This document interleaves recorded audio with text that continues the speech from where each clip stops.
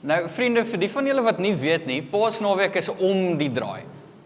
Dis letterlik 'n paar weke van ons af weg en een van die groot goed wat ons hierdie Paasnaweek gaan aanpak, daar's elke jaar 'n sonopkomsdiens op Paasondag wat by die see aangebied word deur die pastoors fraternal van Richards Bay. So dis amper al die kerke van Richards Bay wat bymekaar kom om saam die Here te loof en aanbid vir daai oggend. En ons gaan deel wees van dit hierdie jaar. So ons gaan nie op Paasondag 'n diens hier hou nie, maar ons gaan 6:00 die oggend by Alkanstrand 'n diens hou saam met die hele dorp. Op hierdie stadium verwag ons meer as 3000 mense wat daar gaan wees. En baie van dit is mense wat nie die Here ken nie, wat ongelooflik is. En ek wil elkeen van julle aanmoedig om deel van dit te wees. Ons sal vir julle links uitstuur vir mense wat kan betrokke raak. Van mense help om parkering te kry, tot verwelkoming en nagmaal uitdeel. Daar is 'n klomp verskillende plekke waar jy kan betrokke wees, om te dien op daai dag ook. Maar ons sal nader aan die tyd vir julle daai inligting ook deurgee, waar jy kan inskakel en kan betrokke raak. Maar voor Paasondag, voor die opstanding, was daar Goeie Vrydag gewees. En Goeie Vrydag, die oggend, gaan ons die reeks, die tafel ook afsluit. Dit gaan ons laaste diens wees in hierdie reeks. Maar daai aand gaan ons 'n bietjie van 'n buitengewone diens hou. Dis eintlik 'n Latynse naam, maar die Afrikaans, as mense dit vertaal, beteken die skadu van die kruis. En ek wil julle regtig waar uitnooi, want ons gaan daai aand gekonfronteer word met die gewig van wat regtig op Goeie Vrydag gebeur het.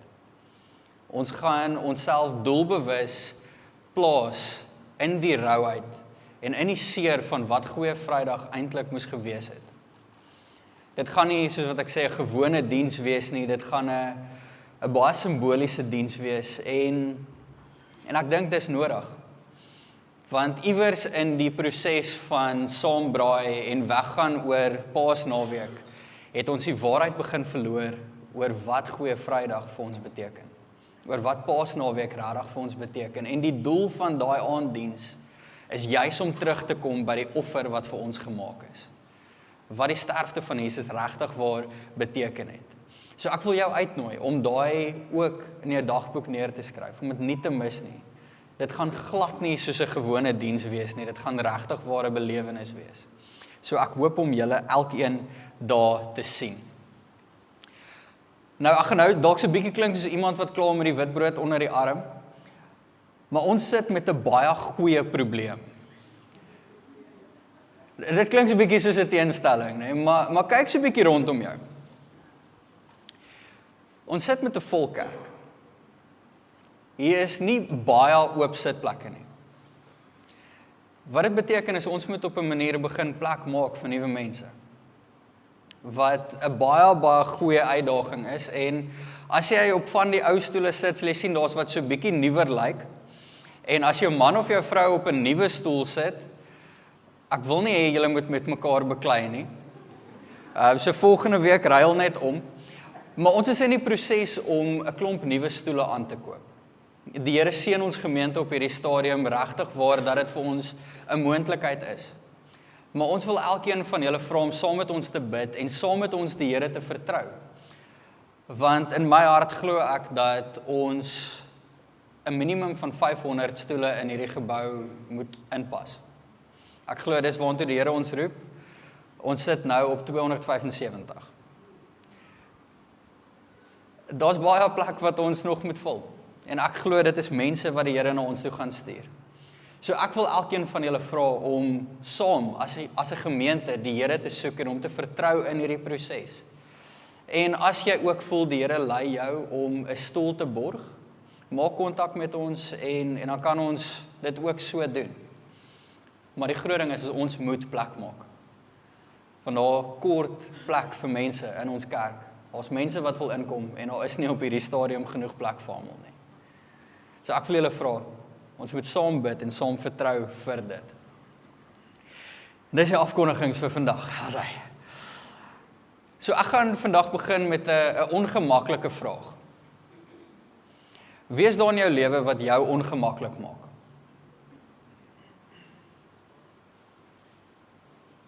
Almal van ons het daar een persoon wat jy eintlik so bietjie probeer vermy. Maar een persoon wat jy, as hulle in die vertrek instap, en sak jou skouers so bietjie, jy sug saggies en dan sit jy die smile op. Wie is dit dalk wat jy hoop nie langs jou by die kerk sit nie? Wie laat jou so effens styf trek as jy iets met hulle moet doen, iets saam met hulle moet doen? En wie is dit wat jy eerder sou verkies om op 'n afstand te hou? Soos doen jou ding, maar doen dit net iewers anders. Almal van ons het iemand in ons lewe wat ons so oor dink en so oor voel. En die harde realiteit is, daar's heel moontlik iemand wat so oor jou ook dink. Maar kom ek vra nog 'n ander vraag. As jy dink Jesus kom nou by daai deur ingestap, waar dink jy sou hy gaan sit het?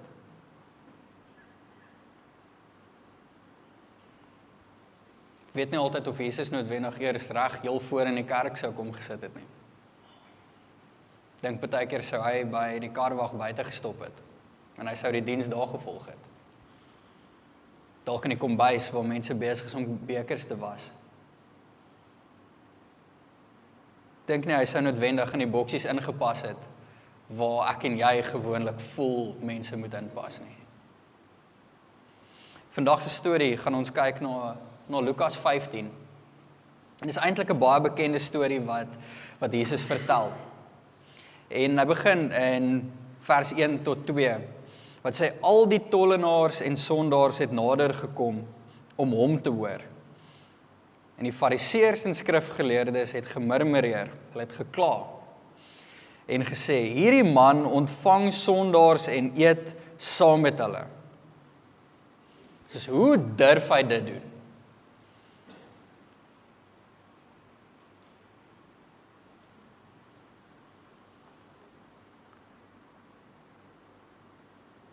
Ek sien nou laasweek se slides is nog op die skerm.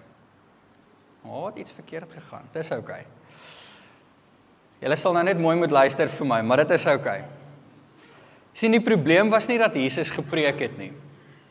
Die probleem was die mense wat saam met hom aan sy tafel gesit en eet het. Sien, hy het nie net die waarheid gebring nie, maar Jesus was besig om plek te maak vir mense wat eintlik weggegooi was. En die mense wat weggegooi was, verwerp het, kon dit nie hanteer dat Jesus besig was om hierdie te doen nie. Die godsdienstige mense was bitterlik ontsteld gewees oor dit wat Jesus besig is om te doen. Want is presies 'n teenstelling van wat hy sê, of al van wat hulle sê mense moet doen. En dit het in hulle soveel spanning begin losmaak en ontwikkel. Want saam met die eet, is daar iets wat saam met dit gekom het vir die mense wat saam aan tafel gesit het. Want sonder die woorde het daai daad om net by die tafel te sit, kom sê, maar jy behoort. Jy's welkom hier. En jy mag hier wees. Hier's 'n plek vir jou. En die fariseërs kyk na dit en hulle sê, maar hierdie man ontvang 'n klomp sondaars. Hoe kan 'n mens dit doen? Meng jou met die semels en die varke gaan vir jou opvreet.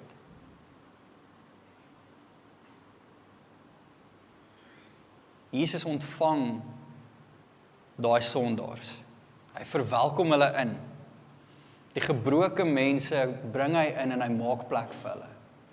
Mense wat nie geweet het hoekom hulle op hierdie aarde is nie, maak Jesus 'n deur vir hulle oop en sê vir hulle, maar kom ons sit en gesels 'n bietjie. Kom ons hoor wat's jou storie.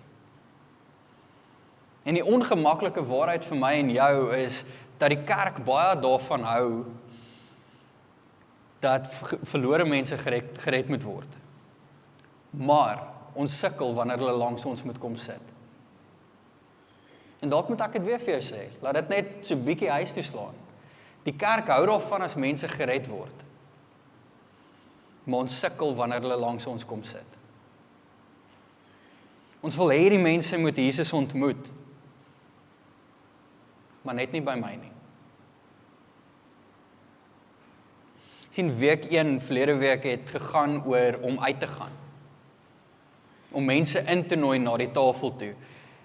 Maar vandag vra ons eerder, wanneer die mense kom, is ek en jy bereid om plek te maak vir hulle?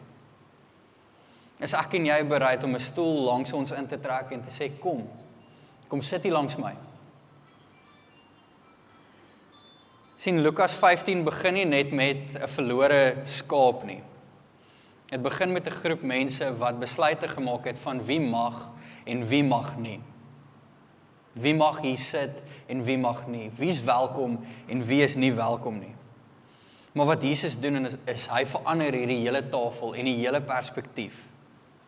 Want daar was 'n konflik wat by hierdie tafel begin gebeur het.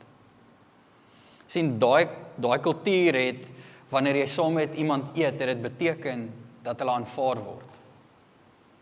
So met ander woorde, die Fariseërs het gesê, Jesus aanvaar hierdie mense se sondes. Hy aanvaar hulle gebrokenheid. Om saam met iemand te eet, het beteken ons gemeenskap. Om saam met iemand te eet, het beteken ek sien jou en ek ken jou naam. Ek ken jou as 'n persoon. Om saam te eet, het jy eintlik vir iemand gesê, jy behoort hier. En wat die Fariseërs geglo het, is presies die teenoorgestelde eintlik van dit. Hulle het geglo dat heiligheid vereis afstand.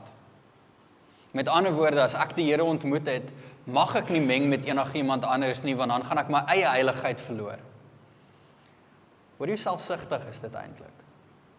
Ek kan nie met mense gaan meng wat gebroken is nie, want wat as ek ook in die proses gebroken word? Ek kan nie met iemand deel wat besig is om deur 'n seer tyd te gaan nie, want wat as ek die eie seer in my lewe ook moet konfronteer? Jesus kom en hy wys vir daai Fariseërs dat heiligheid herstel bring, nie afstand nie. En dis die konfrontasie is, die tafel van genade maak altyd iemand ongemaklik. Want het is ongemaklik om iemand in te laat, want daar's 'n kans dat ek en jy ons seer en gebrokenheid ook moet konfronteer. Maar dit vereis ook dat ek en jy dalk iemand nie se naam moet ken wat nie soos ek en jy is nie. Wat buite ons boksie is. As ons aangaan met Lukas 15, dan vertel Jesus op 'n stadium 'n storie en hy sê, watter man onder julle wat 100 skape het en een daarvan verloor, los nie die 99 in die woestyn en gaan agter die verlore een aan totdat hy dit vind nie. Dis 'n bekende storie. Los die 99 om die een te gaan soek. Sien, in hierdie storie verskuif Jesus die fokus. Hy antwoord hulle geklaar hy eintlik met 'n herder. Iemand wat omgee. En ons 3 dinge in hierdie eenvoudige 2 sinne wat Jesus gesê het, wat ek en jy moet optel. Is die getal. Ek bedoel, dis 100 wat daar was. 99 verlore en gaan agter die een aan. Agter die 1%. Menslik gesproke maak dit nie sin nie. Want ons 99% sukses. As ek 99% vir 'n toets moes kry op skool, sou ek nie kon blyer gewees het nie.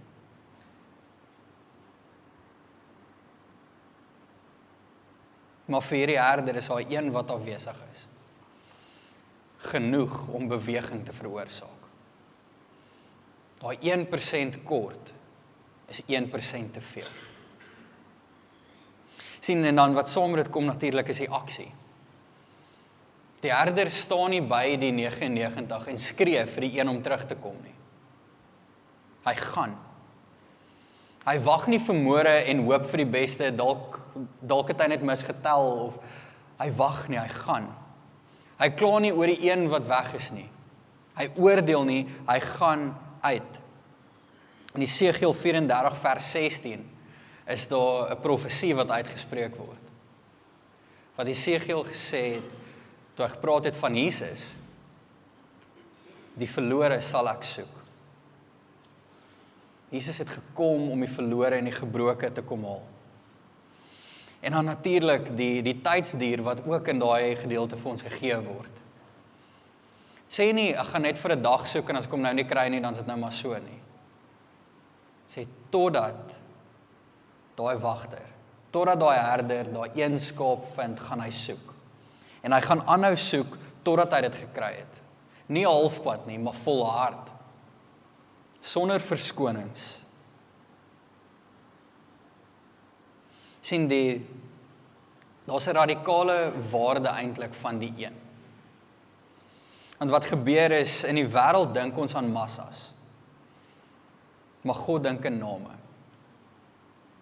Sien, die Here kyk na een skaap, een persoon, een siel en een gesin.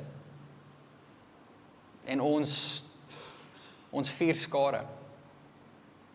Ons celebrate dit wanneer daar groot groepe mense bymekaar kom en partykeer mis ons die een in die proses. Lukas 15 vers 7 sê, daar sal blydskap wees in die hemel oor een sondaar wat homself bekeer. Nie net by een engel gaan nog geluk wees nie. Nie net by een persoon gaan nog geluk wees nie.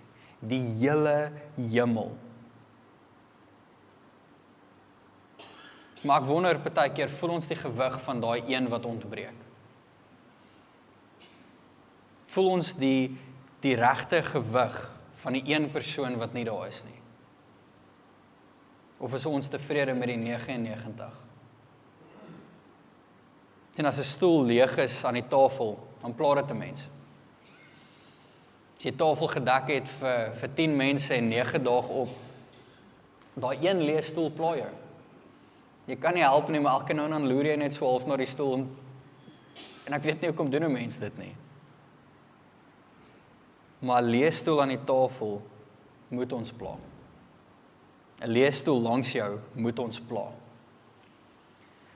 Lukas 15 vers 5 sê, en as hy dit kry, sit hy dit met blydskap op sy skouers.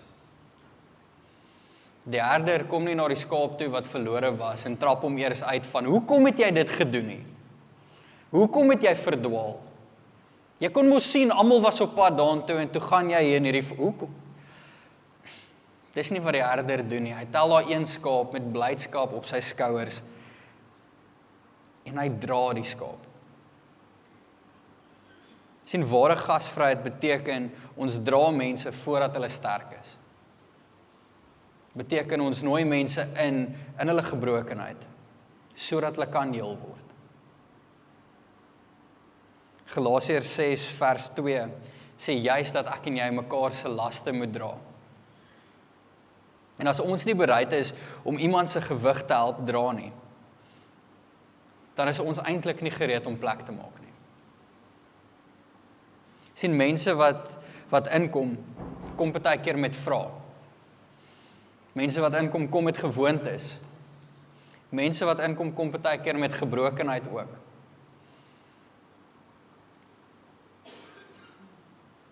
En die moeilike deel van dit is, ons stem nie noodwendig altyd saam met dit nie. Ons stem nie altyd saam met die vrae wat mense ons vra nie. Ons stem nie saam met gewoontes wat mense het nie. Ons stem nie saam met mense se gebrokenheid nie. Want ons lyk net eintlik anders. Wat ons nie altyd besef nie. Maar wat Jesus doen is, met daai vrae, met die gewoontes en met die gebrokenheid, begin hy 'n proses. 'n Proses van iemand stap vir stap in verhouding intrek. En stadig maar seker besig is om te genees. Sien, ons moet plek maak vir 'n proses. Maar in realiteit verwag ek en jy perfeksie. En dit is nie menslik moontlik nie. Sien, ons 'n paar verskille tussen die herder en die fariseërs. Sien, die fariseërs murmureer, hulle kla en die herder beweeg om 'n verskil te maak. Die fariseërs beskerm net hulle reinheid en sny almal af om hulle. Maar die herder herstel die verlore. Die fariseërs sien risiko, maar die herder sien waarde. En dis die ongelooflike kontras van Lukas 15. Van die Here wat hierdie waarde sien in die een, teenoor die fariseërs, wat eerder die een sou weggooi, omdat hulle nie by hulle inpas nie. Sien die dieper waarheid van hierdie gelykenis is, dit gaan oor redding. Maar dit gaan ook oor God se hart. Dit wys vir ons wat God se hart is. En as ek en jy sy liggaam, sy voete, sy hande in hierdie wêreld is, dan moet ons sy hart weerspieël wat in hierdie gedeelte vir ons gegee word. Dan moet ons lewens gaan oor die een wat besig is om verlore te gaan. Dan moet ons lewens gaan oor die een persoon wat besig is om van die pad af te dwaal, om hulle te gaan help. Om hulle te gaan haal en hulle terug te bring na die waarheid van wat die Here oor hulle sê. Om hulle terug te bring na verhouding. Om hulle terug te bring na die hart van aanbidding, soos wat ons nou van gesing het. Romeine 15 vers 7 sê, aanvaar mekaar dan, soos wat Christus julle ook aangeneem het. Soos Christus. Nie nadat hy ons kom verander het nie, maar terwyl ek en jy nog gebroken was. Want die realiteit is elkeen van ons sit hier met ons eie stukkie gebrokenheid. Het lyk net anders. Elkeen van ons hier het iets waarmee ons sukkel op hierdie stadium. Iets wat ons nie noodwendig vir die mense langs ons sê nie. Maar ons dra dit saam met ons. En die Here roep ons met dit om na hom toe te kom. Maar hy roep ons ook om met dit uit te gaan en mense na hom toe te bring. Sien, week 1 het gegaan oor gaan uit. En week 2 gaan oor maak plek. En daar's 'n paar stappe wat ek en jy dalk moet neem. Want dalk moet ek en jy begin om emosioneel plek te maak in ons lewe. Sien, wanneer iemand instap wat anders as ek en jy lyk, anders as ek en jy dink, anders as ek en jy doen, dalk selfs anders as ek en jy stem ook wanneer 'n verkiesing opkom. Omdat ek en jy dalk emosioneel die besluit maak om nie terug te trek nie. Sien, gasvryheid is nie passief nie, dis doelbewus. Dalk moet ek en jy begin om tydplek te maak. Sien, want ek en jy in hierdie lewe, ons is besig. Baie van ons het nie tyd eers vir onsself nie. Ons skedules is so vol met goed wat gedoen moet word en dinge wat moet gebeur, dat ons eintlik nie tyd het om die persoon langs ons raak te sien nie. Maar die herder, die voorbeeld wat hy vir ons gee is, hy het tyd geneem. En as ek en jy nie tyd het nie, dan het ek en jy ook nie plek nie. En dalk moet jy volgende jouself vra, maar wie of wat is op hierdie stadium besig om jou tyd op te eet elke week? Dalk moet ek en jy tafelplek ook maak. Dalk moet jy fisies net hierdie week iemand nooi om saam met jou te kom eet.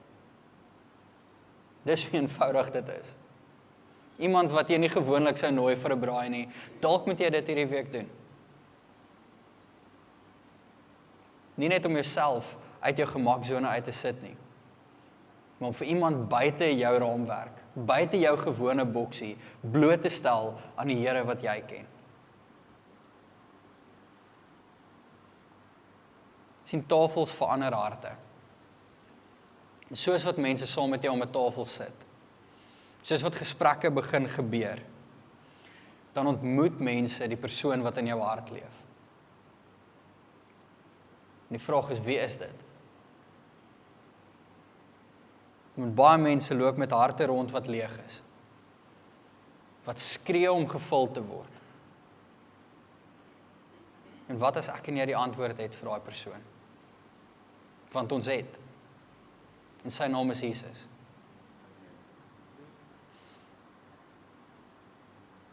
Sien, dalk moet ek en jy ook net leer om genade plek ook te maak. Ons is baie keer baie hartloos en baie streng met mense om ons. Maar ons het nie genade nie. Partykeer moet ons leer om dalk genade met onsself te hê, sodat dit kan oorspoel in ons lewe in. Dalk moet ek en jy leer om vir die wêreld te wys, weet jy, daar is genade. Want ek self het dit ervaar. Vriende, stel jouself net vir 'n oomblik voor. As elke gesin hier een persoon begin dra. As elke gesin hier doelbewus vir een persoon begin bid en intree. Nie net nooi nie, maar hulle doelbewus by die Here se voete kom neersit. Hoeveel anders gaan hierdie wêreld nie lyk nie? Die hemele sal begin jubel, want mense gaan Jesus begin ontmoet.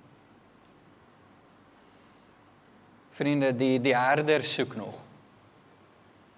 Die herder dra nog steeds, en die herder bring nog steeds terug. En die vraag is nie, is daar verlore mense nie, want daar is 'n magdom daar buite. Die vraag is, sal ek en jy die herder se hart hê, en dit gaan wys vir daai wêreld vol gebroke mense. Sien, die tafel van die Here is nie net groot nie. Dis oop. Dis 'n oop uitnodiging vir elke persoon wat dit moontlik sal wil aanvaar. En dalk moet jy vanoggend nie net daai uitnodiging aanvaar nie. Dalk moet jy nie net daai uitnodiging gaan uitgee vir iemand nie. Dalk moet dit vir jouself ook 'n realiteit word. Dalk moet jy vanoggend daai uitnodiging aanvaar. Dalk moet jy vanoggend by die Here se tafel kom sit, sodat hy vanoggend vir jou kan sê, maar kom sit. Kom vertel vir my jou storie. Kom vertel vir my waar jy is. Dalk moet jy die uitnodiging vanoggend aanvaar, sodat die Here jou kan kom herstel. Sodat die Here in jou hart kan kom werk. En deur dit kan hy my en jou gebruik om in hierdie wêreld mense te kan laat sien dat hy goed is. Vriende, kom ons maak in hierdie week plek. Kom ons bid saam.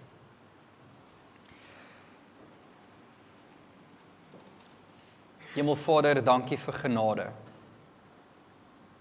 Vader, dankie dat selfs in ons tye van gebrokenheid, Vader, die tye wat ons die pad byster geraak het, dat U ons kom soek. Dat U ons kom haal en ja, Heer, dat daar nie grense is vir hoe ver ons kan gaan. U sal elke keer terugkom.